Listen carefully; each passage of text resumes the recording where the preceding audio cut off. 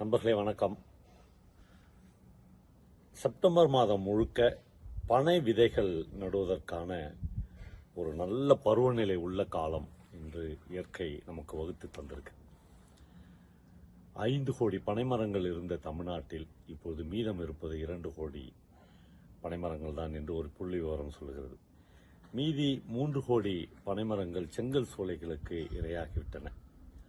ஆனால் கிரீன் நீடா போன்ற தன்னார்வ அமைப்புகளோடு சேர்ந்து தமிழக அரசே இழந்து போன இந்த பனைமரங்களை மீட்டுருவாக்கம் செய்கிற முயற்சியில் இம்மாதம் முழுக்க ஒகனேக்கல்லில் இருந்து பூம்புகார் வரையிலும் காவிரி கரையோரங்களில் சுமார் 1 கோடி பனைமரங்களை நட்டு முடிப்பது என்று ஒரு இலக்கை நிர்ணயித்து கிரீன் நீடா அமைப்பில் ஒருங்கிணைப்பில் பல்வேறு மாவட்ட ஆட்சித்தலைவர்கள், அதிகாரிகள், மனிதர்கள் எல்லோரும் சேர்ந்து இந்த மிகப்பெரிய பணியை முன்னெடுக்கிறார்கள்.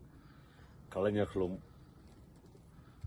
எழுத்தாளர்களும் ஓவியர்களும் கூட இதில் கைகோர்க்கிறார்கள். இந்த 1 கோடி பனைமரங்களும் காவிரியின் இந்த கரைகளில் மறுபடியும் முளைக்கப் போகின்றன.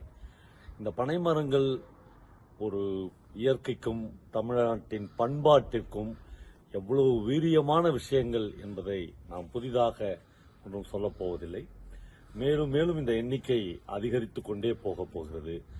இந்த செப்டம்பரில் இல்லை, எல்லா செப்டம்பர்களிலும் இன்னும் 1 கோடி என்று பனைமரங்கள் தமிழ் மண்ணில் மீண்டும் முளைக்கப் போகின்றன. இலங்கையிலும் தமிழ் மண்ணிலும் பனைமரங்கள் என்பது இயற்கை நமக்கு கொடுத்திருக்கிற மகா பெரிய விஷயம். இதை கட்டி காக்கின்றதற்காக கிரீன் நீடா போன்ற அமைப்புகள் எடுக்கிற இந்த முயற்சியில் ஒரு எழுத்தாளனாக நானும் பங்கேற்கிறேன்.